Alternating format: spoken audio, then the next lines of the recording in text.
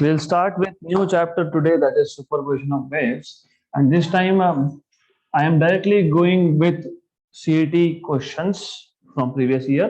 Then we will solve more questions. Question number one, the extension in a wire obeying Hooke's law is X. The speed of the sound in the stretched wire is V. If the extension in the wire is increased to 4x, then the speed of the sound in a wire is. तो सबसे पहले Hooke's law आपको ऐसा mention किया है, but Hooke's law आपको नहीं भी पता होगा तो that is fine, it's okay. But नहीं पता है तो बता देता हूँ व्हाट इज हुक्स लॉ. अगर आपको याद होगा 11th में आपने इलास्टिसिटी नाम का एक चैप्टर देखा था, उसमें हुक्स लॉ था और हुक्स लॉ में उसका स्टेटमेंट था within elastic limit stress is directly proportional to strain, right. तो इतना ही पता होना चाहिए फिलहाल. You don't need much about it, जब देखेगा तो आप देखेंगे. Speed of the sound is V on a stretched wire. अगर एक्सटेंशन बढ़ाया तो एक्सटेंशन बढ़ाना मतलब लोड बढ़ाना, क्योंकि unless you increase the load there will be no extension. For example एक वायर लिया, उस पर मैंने 10 किलो का लोड लगाया है, एक्सटेंशन इज x. अगर मुझे एक्सटेंशन अभी 4x करना है तो मुझे लोड बढ़ाना पड़ेगा, तो 10 किलो से नहीं चलेगा. May be you will need 40 kilogram, may be. Okay, तो ये पता होना चाहिए. देन इफ यू रिमेंबर, हमने जब ये चैप्टर स्टार्ट किया था स्ट्रेच स्ट्रिंग मतलब सुपरपोजिशन ऑफ वेव्स, उसमें we have seen modes of vibration of a stretch string. एक स्ट्रिंग है जिसको दो एंड्स पे आपने क्लैम्प करके रखा है, then you pull it, and when you pull it there is formation of loops. तो वो लूप फॉर्मेशन में जब हम इक्वेशन डिराइव कर रहे थे तब मैंने आपको बताया था velocity of wave on a stretched string is equal to root of tension by m, and this m was not mass, it was mass per unit length, right. तो linear mass density मतलब mass per unit length. तो ये if you see wire हमने change नहीं किया है, हमने सिर्फ लोड चेंज किया है, तो m is constant. Load change होगा तो टेंशन भी चेंज होगा, तो v is proportional to root of t. Now if you remember elasticity again, मैं सिर्फ आपको बताता हूं कि फॉर्मूला आ कहां से रहा है. Other thing you can leave. Young's modulus we have defined 11th standard. Young's modulus that is tensile stress upon tensile strain. Tensile stress was force upon area. Force यहां पे हम बोलते हैं टेंशन, सिर्फ नोटेशन चेंज है. Tension upon area upon strain, change in length upon original length. Change in length is extension produced, right. क्योंकि जितना ज्यादा आप टेंशन लगाओगे उतना ज्यादा होगा एक्सटेंशन. ये तो लॉजिकल भी है, but I am just proving it. Okay, तो अब यहां से x को शिफ्ट कर दो और y को यहां पे लाओ, तो y गया डिनोमिनेटर में, ये a आया यहाँ पे, ये टेंशन और ये लेंथ. यंग्स मॉड्यूलस तो किसी भी वायर के लिए कांस्टेंट होता है. Length, original length is constant, area is constant, तो tension is proportional to extension. वैसे लॉजिकली पता ही था आपको कि जितना ज्यादा टेंशन उतना ज्यादा एक्सटेंशन. तो what you know is, what we know is that tension is proportional to extension. So velocity of a wave on a wire, stretched wire, is proportional to root of t, and t is proportional to x. Therefore, from equation number 1 and 2, from 1 and 2 velocity is proportional to root of x, right. तो अब आपको बोला है कि पहले अगर speed of sound v था जब एक्सटेंशन x था, तो जब 4x एक्सटेंशन हो तो स्पीड कितना, तो v2 by v1 equal to x2 by x1, और x2 is 4x और this is x, cancel and cancel. Therefore v2 equal to root of 4 times of v1. root of 4 is 2 and v1 is v, तो speed is 2v. तो ये question CET 2020 का question है. This is how you are supposed to solve. Next question. Two waves y1 equal to 0.25 sin omega t, omega की value 316 है, तो y1 equal to 0.25 sin of 316 t, y2 equal to 0.25 sin of 310 t are propagating along the same direction. The number of beats produced per second are, तो नीचे number of beats produced per second, ये पढ़ने से पहले ही आपको समझ में आ जाना चाहिए था कि they will ask you something about beats. Why? Because you see amplitude is same, and in case of beat formation दोनों वेव्स का फ्रीक्वेंसी स्लाइटली अलग होता है. There is a small difference between frequencies, right? तो यहाँ पे दिख रहा है एक का फ्रीक्वेंसी ओमेगा 1 316 है, दूसरे का 310 है. तो इवन बिफोर उन्होंने क्या पूछा, तुमको क्वेश्चन पढ़ते पढ़ते समझ में आना चाहिए था. They will ask something about beats. जिनको भी बीट्स नहीं पता, I just repeat very quickly for those. See what is happening, हमारे पास दो वेव्स है. If you have two waves reaching at a point simultaneously, तो सुपरपोजिशन होता है. तो सुपरपोजिशन ऑफ वेव में यू हैव टू और more waves reaching at a point simultaneously. तो in case of superposition, normally जब हम जनरल थ्योरी बनाते हैं सुपरपोजिशन का, और वो इंटरफेरेंस के लिए भी एप्लीकेबल है, व्हाट यू से इज कि हमारे पास दो वेव्स है, इट मे हैपन कि उनका एम्पलीट्यूड सेम नहीं है. एम्पलीट्यूड मे और मे नॉट बी सेम, दे मे और मे नॉट बी इन फेज, मतलब दोनों का क्रेस्ट क्रेस्ट मैच होगा ऐसा जरूरी नहीं. May be crest and trough is matching. लेकिन एक चीज जो सेम थी वो था वेवलेंथ. और वेवलेंथ सेम होना मतलब फ्रीक्वेंसी सेम होना, राइट? अब फ्रीक्वेंसी सेम क्यों बोल रहा हूं? क्योंकि वेवलेंथ चेंज तब होगा जब मीडियम चेंज होगा. लेकिन इंटरफेरेंस का या सुपरपोजिशन का कंडीशन ही ये है that there should be two or more waves reaching at a point of the medium simultaneously of the same medium. तो सुपरपोजिशन की जब आप बात करते हो तो स्ट्रिक्टली वेवलेंथ इज सेम, मतलब फ्रीक्वेंसी इज सेम. अब इसका थोड़ा सा मॉडिफाइड वर्जन है बीट फॉर्मेशन, है वो भी superposition, but is little bit modified version where you have different frequencies are different. Okay, तो वेवलेंथ इज स्लाइटली डिफरेंट. तो ऐसा भी हो सकता है. तो you see now in this case दोनों का फ्रीक्वेंसी सेम नहीं है. अगर अभी भी इमेजिन नहीं कर पा रहे हो तो I will just draw something like this. तो you have two waves not of the same wavelength, right? Slightly different wavelength, तो slightly different wavelength. This is something that you have. तो इस केस में यू विल हियर beats मतलब related to sound. So first of all you should know general equation of a wave.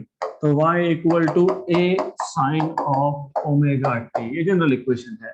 अब आपके पास है y1 equal to 0.25 sin of 316t and you have y2 equal to 0.25 sin of 310t. तो beat formation का condition satisfy हो रहा है. Frequencies are not same but amplitudes are same. तो अगर कंपेयर करोगे तो आपको A1 मिल जाएगा 0.25 और A2 भी मिल जाएगा 0.25. Omega 1 you will get 316 and omega 2 you will get 310. But omega is 2 pi times of linear frequency. F1 बोलो या N1 बोलो, हम लोग बीट फॉर्मेशन में normally we denote it by N1. तो omega is 2 pi times of n, यहाँ पे 2 pi n1 equal to 316, यहाँ पे 2 pi n2 equal to 310. तो n1 equal to 316 by 2 pi and n2 equal to 310 by 2 pi. अब आपको पूछा है नंबर ऑफ बीट्स प्रोड्यूस मतलब पर सेकेंड, मतलब beat frequency. How many beats you can hear, how many waxes you can hear per second is nothing but beat frequency. और अगर आपको याद होगा beat frequency is nothing but difference in the two frequencies, हमने ये derive किया था. beat frequency is nothing but the difference in frequencies of the interfering waves. तो ये आपके पास आ गया 316 by 2 pi minus 310 by 2 pi. तो 6 by 2 pi. 6 by 2 pi is 3 by pi. So 3 by pi, answer option number C.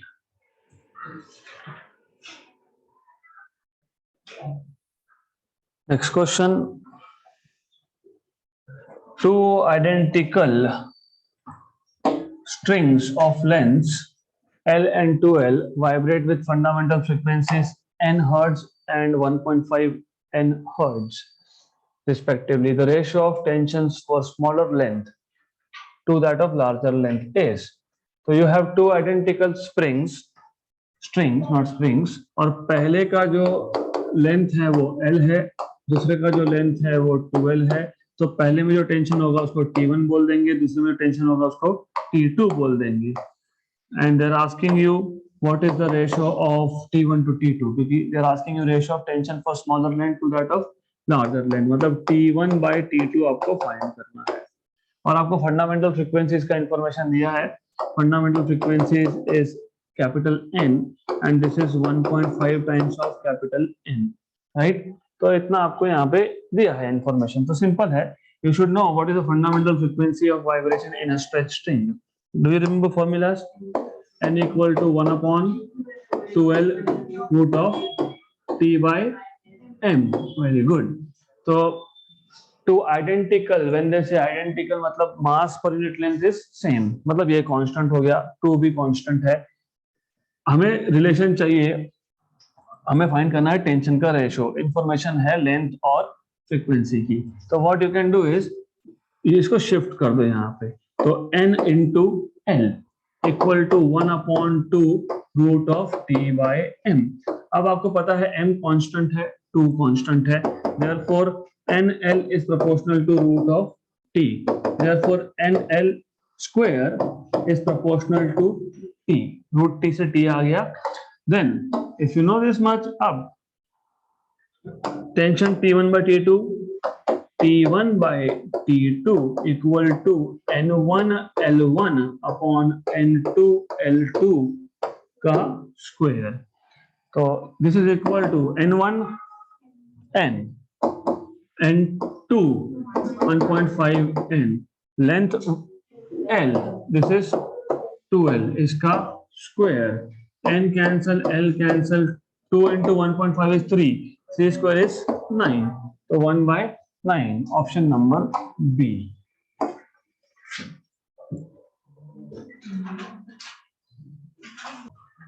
Next question. When open pipe is closed from one end, third overtone of closed pipe is higher in frequency by 150 Hz than second overtone of open pipe. The fundamental frequency of open end pipe will be. तो सबसे पहले what you need to know is, हमने दो type के organ pipes देखे थे, and you have a pipe which is open at both the ends, इसको open organ pipe बोलते हैं. Then you have a pipe which is closed at one end, इसको closed organ pipe बोलते हैं. So you have one open organ pipe and one closed organ pipe. तो the basic difference इन दोनों case में था, एक तो fundamental frequencies. Fundamental frequency for open organ pipe was V by 2L, where L is the corrected length. corrected length क्यों? क्योंकि small l is length of the pipe, और जो आपके पास बेसिकली इसमें जो साउंड वेव्स होंगे उसका एंटीनोड जो है वो थोड़ा सा ऊपर बनता है, मतलब पाइप के बाहर बनता है. तो ये होता है एंड करेक्शन E और E.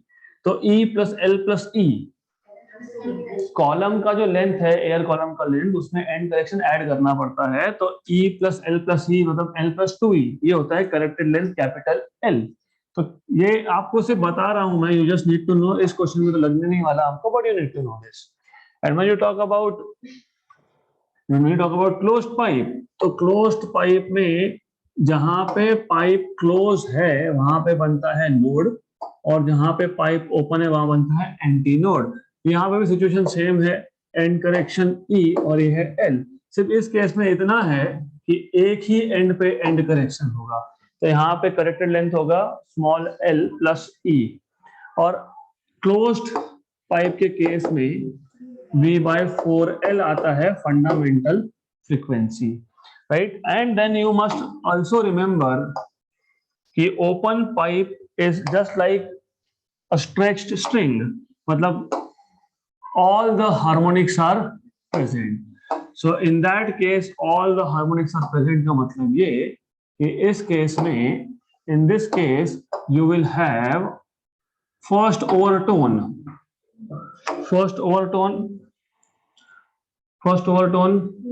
2N, fundamental is N O, second frequency, इसके बाद जो सेकेंड फ्रीक्वेंसी प्रेजेंट होता है वो होता है 2n, सेकेंड हार्मोनिक मतलब फर्स्ट ओवरटोन। उसके बाद जो होता है 3n, थर्ड हार्मोनिक मतलब second overtone. Then you have 4n, मतलब बेसिकली पीथ ओवरटोन की अगर मैं बात करूंगा, pith overtone is p plus 1 times of fundamental. अभी भी नहीं समझा होगा तो समझ लो। पहला फ्रीक्वेंसी है n, o क्यों, क्योंकि ओपन पाइप है। उसके बाद फ्रीक्वेंसी है 2NO, फिर है 3NO, फिर है 4NO। इसको बोलते हो फर्स्ट हार्मोनिक, इसको बोलते हो सेकेंड हार्मोनिक, इसको बोलते हो थर्ड हार्मोनिक, इसको बोलते हो fourth harmonic. All the harmonics are present. Overtone के केस में फंडामेंटल को छोड़ के, फंडामेंटल के बाद जो पहला फ्रीक्वेंसी होता है उसको बोलते हो फर्स्ट ओवरटोन। तो ये आ गया first overtone. First overtone is second harmonic, second overtone is third harmonic, third overtone is fourth harmonic. So pth overtone will be p plus 1 harmonic, right? So p plus 1 n0. Similarly closed pipe में ऐसा नहीं होता है। closed pipe में first of all you don't have this, okay? First in case of closed pipe what you have is आपके पास n, फिर 3n, फिर 5n, फिर 7n। तो only odd harmonics are present. n के बाद 3n है, उसके बाद 5n है, राइट? और ओवरटोन की जब बात करते हो तो this is of course fundamental छोड़ के पहला।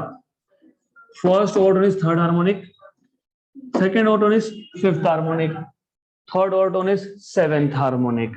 तो this will be here pth overtone will be 2p plus 1, right? This is what you will have. इतना आपको पहले तो पता होना चाहिए। Once you know all this, then you can solve this question. आपको क्या बोला है कि जो ओपन पाइप था उसको बाद में क्लोज कर दिया। क्लोज करने के बाद क्या हुआ? Third overtone of close pipe, third overtone of close pipe, close pipe का थर्ड ओवरटोन n3। तो पहले n3 फाइंड कर लो, है ना, राइट? तो एक काम करेंगे, n3 आगे क्या बोला है? Third overtone of close pipe is higher in frequency by 150 hertz then second overtone of open pipe. मतलब second overtone of open pipe plus 150। Higher बोला है इसके लिए, लोअर बोला था तो क्या करते? माइनस। गुड। तो now you have to find what is this, but as you now know, already know कि NPC, pth overtone of closed pipe, is 2p plus 1 times of fundamental, right? So and fundamental frequency is, what is fundamental frequency? V by 4L. तो V by 4L। तो अब ऐसा कर सकते हो आप, you can say N3C is equal to 2 into 3, 6 plus 1 7, 7nc, 7 times of nc, right, which is 7v by 4n, correct? इतना नहीं याद रखना होगा तो थर्ड ओवरटोन है, third overtone seventh harmonic, fourth overtone is ninth harmonic. तो ठीक है, वैसा भी कर सकते हो। Also you can say for the case of open pipe you have p plus 1 NO, and of course you know यहाँ पे आपको अगर कितना बोला है? सेकेंड इज थर्ड हार्मोनिक, और ये NO होता है V by 2n, राइट? तो ये इक्वेशन नंबर 1 में इक्वेशन नंबर 2 and 3 कर देंगे substitute. So from substituting equation number 2 and 3 in equation number 1, right? So what you will get is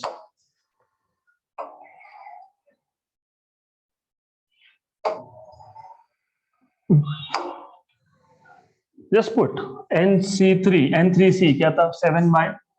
7v by 4L equal to 3v by 2L plus 150।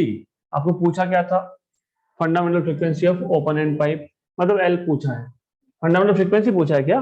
हाँ, तो फिर fundamental frequency पूछा है तो इतना भी नहीं करना पड़ेगा आपको, because is pretty simple thing. और दिया क्या क्या है आपको, what else is given to you, nothing, so this is what you have. तो इतना नहीं करना पड़ेगा because you don't have to write in this terms, you don't have to write this. ये v/4l फिलहाल छोड़ दो। तो व्हाट यू कैन डू इज nc3। तो nc3 कितना था, 7 7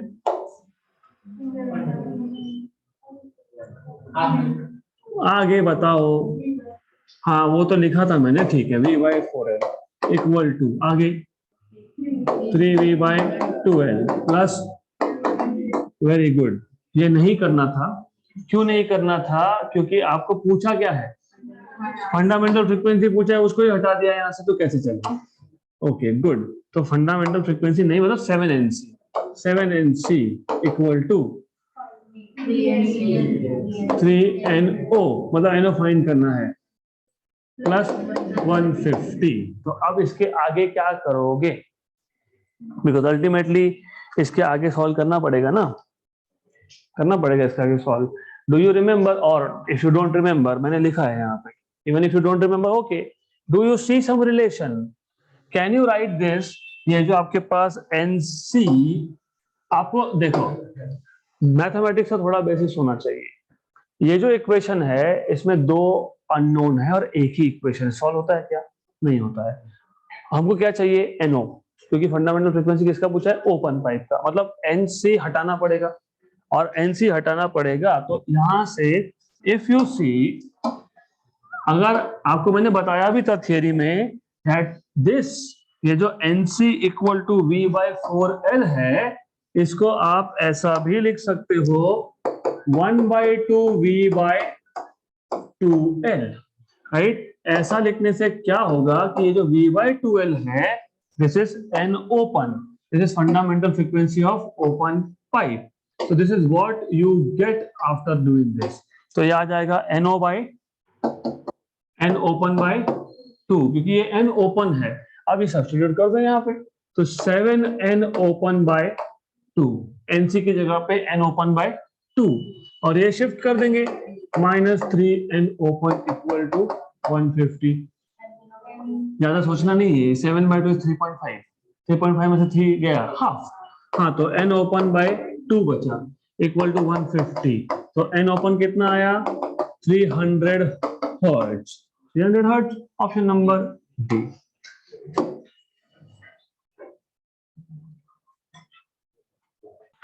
so if in any case, अगर आप इस स्टेप के आगे आपको याद नहीं भी होता कि क्लोज्ड पाइप का फ्रीक्वेंसी ओपन का हाफ होता है, it was also fine, because अब क्या होगा, एट द मोस्ट आप क्या करोगे, आप लिखोगे 7nc, nc इज v/4l, इसको लिखोगे 3no, 3v/2l प्लस 150, राइट। ऐसा भी कर लिया सपोज, तो 7v/4l minus 3/2v, this is 3v/2l equal to 150। अब इसको मल्टीप्लाई डिवाइड बाय 2 करके डिनोमिनेटर सेम कर लो, हाँ, या तो फिर क्रॉस मल्टीप्लाई कर लो, कोई फर्क नहीं पड़ता है। I will prefer doing denominator same, तो 6 और नीचे 4, 7v minus 6v is v, और नीचे आ गया 4l इक्वल टू 150। तो कम से कम यहाँ से v/l इक्वल टू आपको 600 मिल जाएगा, ये मिल गया, तो 600 मिल गया, तो यहाँ पे सब्स्टिट्यूट कर दो, तो n ओपन इज v/2l, और उसमें से v/l है 600, तो 600/2 इज 300 हर्ट्ज। तो ऐसा भी कर सकते हो, it's the same idea, just find out ratio of v/l and then substitute in fundamental frequency of open pipe. v/4 v/4l is for closed pipe, so that is why for open it is v/2l, so that is why you need, या फिर ऐसा भी कर सकते हो if you want, of course, इस 4 को लिख दो 2 into 2 और एक 2 को यहाँ शिफ्ट कर दो, that is also fine, तो वैसा भी चलेगा, कोई प्रॉब्लम नहीं है। Ultimately the end result should be 300, okay. तो ये है ओपन पाइप का frequency, तो this is also fine, okay, done. Next question, when open pipe is, अच्छा वही है। Next question, a sonometer wire under suitable tension have specific gravity rho. अभी specific gravity क्या है? We'll come to that. Vibrates with frequency n in air. If the load is completely immersed in water, the frequency of vibration of wire will become. So first of all, you should know what is specific gravity. Specific gravity is relative density basically. तो जब आप बोलते हो density of some substance, for example, density of water is 1000 kilogram per meter cube. So density of water with respect to what? With respect to air as surrounding medium. तो जब आप बोलते हो density of mercury is 13,600 kilogram per meter cube with respect to surrounding medium which is air.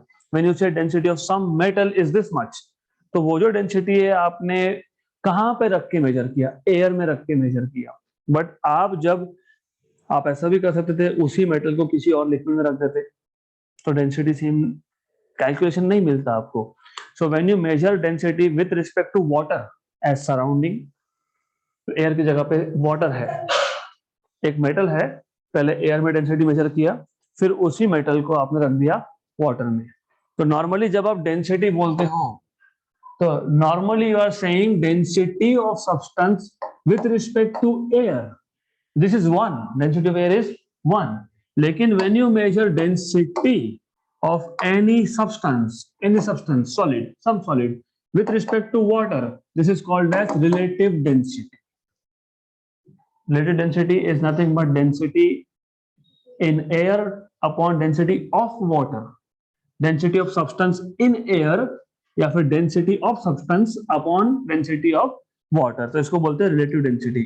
अब according to the question, you have a sonometer wire of suitable tension. अब tension कैसे produce करेंगे wire में? By putting some load.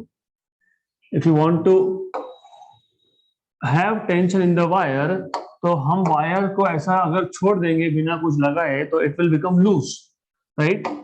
तो अगर आपको यहाँ पे tension चाहिए तो you have to put some suitable load. Load मतलब कुछ एक mass लगाना पड़ेगा आपको. You have to put some mass over here, right?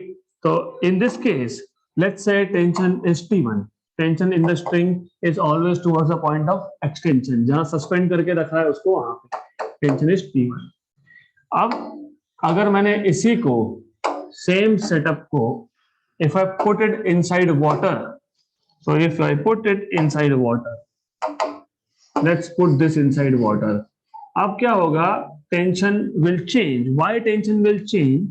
Because of course tension comes from load, और आपको पता है when any load, any substance is inside water, तो उसका weight कम हो जाता है because of upthrust,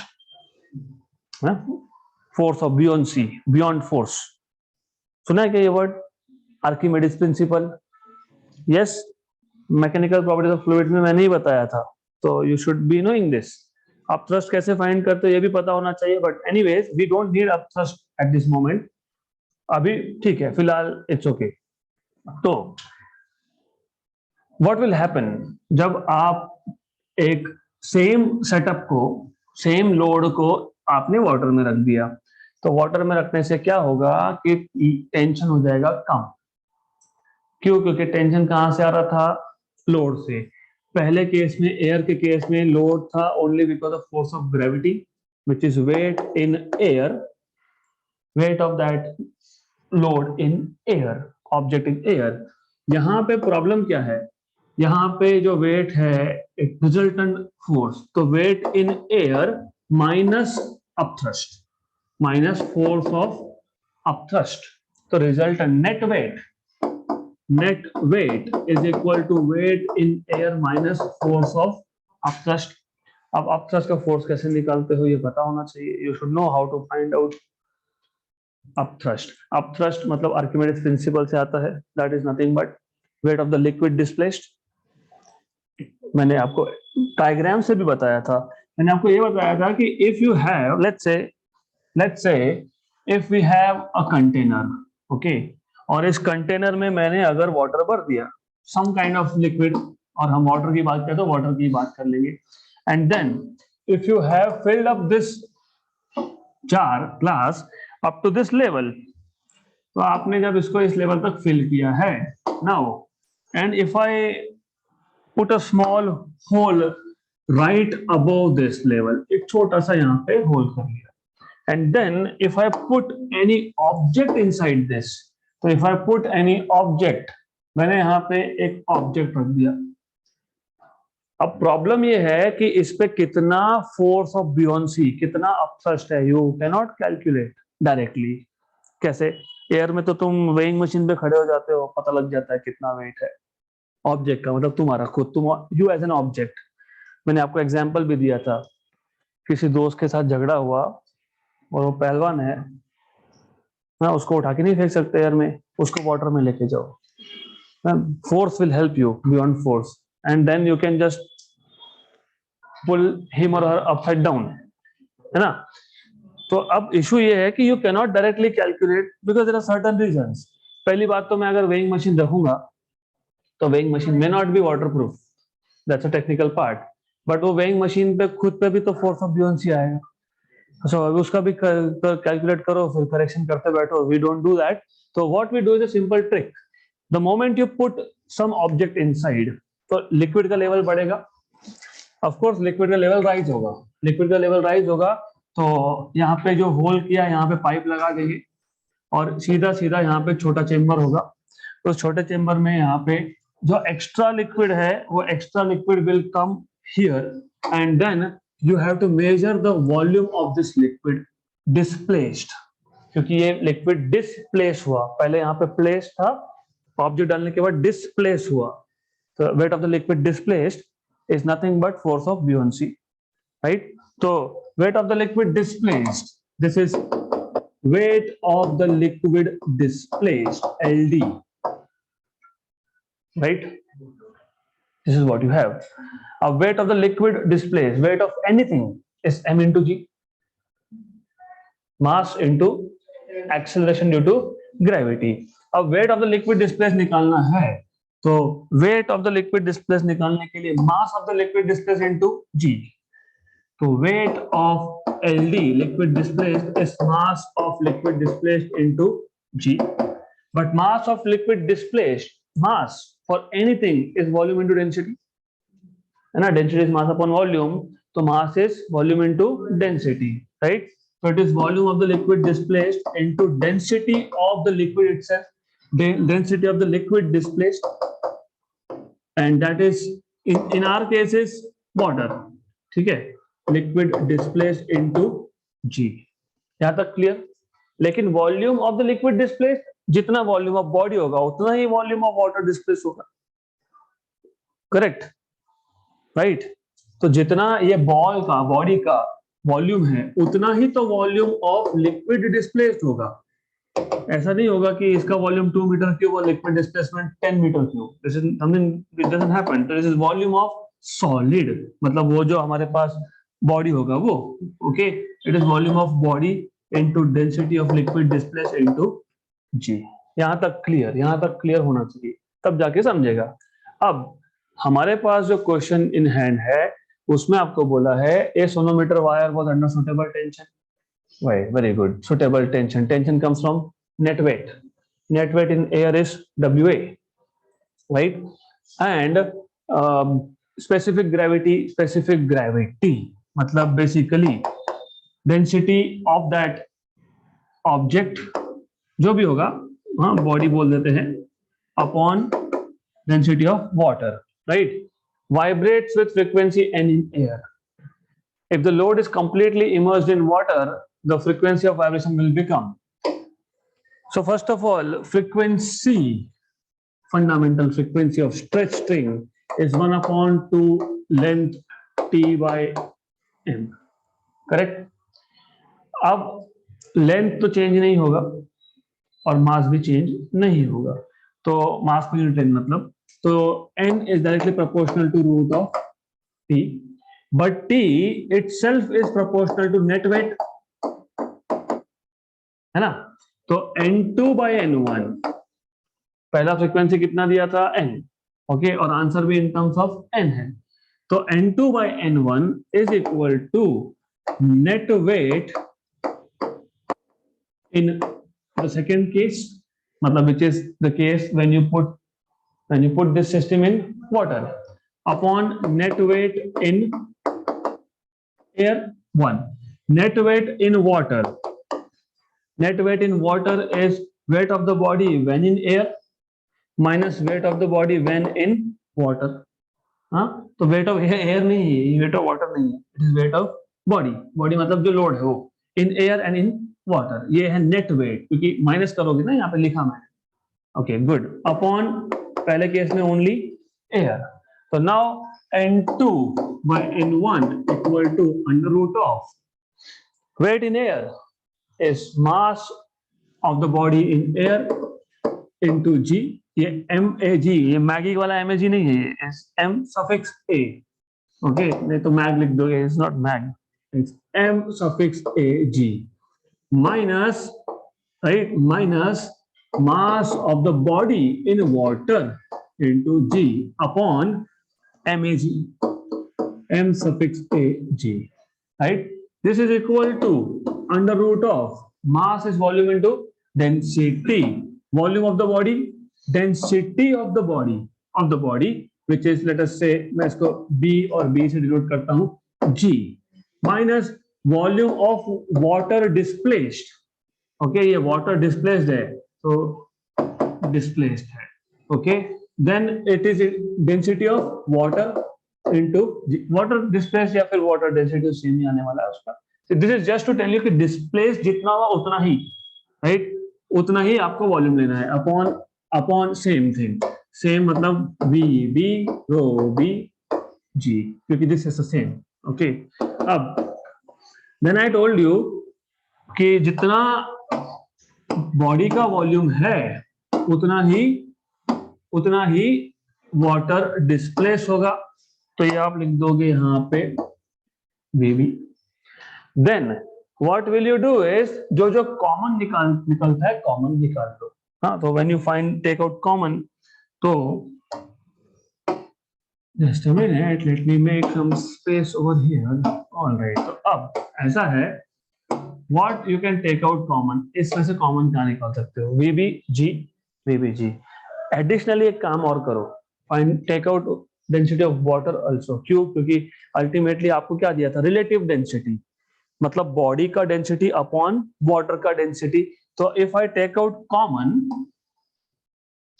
उड़ा देते हैं इसको. If I take out common, मैंने यहां से VBG और डेंसिटी ऑफ वाटर निकाल लिया कॉमन. पहले टर्म में VBG तो है लेकिन डेंसिटी ऑफ वाटर नहीं है, तो कॉमन निकाला तो उसको डिवाइड भी करना पड़ेगा वापस से, right. Okay, -1. Very good. Okay, पक्का, गुड. ये और ये कैंसल, देन G और G भी कैंसल, करेक्ट. अब what you have here is, ये आप देख रहे हो, this is relative density. Rho B by rho water is relative density, और ये जो रो वाटर है नीचे जाएगा, तो you will have this as under root of rho B by rho water -1 upon rho B by rho water. क्योंकि सिर्फ इसको मैं डिनोमिनेटर के डिनोमिनेटर ले गया. I just shifted this into denominator of denominator. So this is equal to, ये था N2 by N1, but N1 is N. This is specific density -1 upon specific density, right? So this N2 is N times of specific density -1 upon specific density raised to power half. है क्या? Option B, N rho -1 by rho raised to half. Option number B.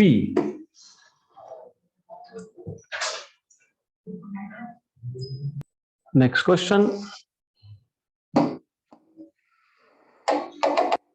An open organ pipe and a closed organ pipe have the frequency of their first overtone identical. अब ज्यादा detail में नहीं जाऊंगा. Open organ pipe है और close organ pipe है, दोनों का पहला ओवरटोन आइडेंटिकल है.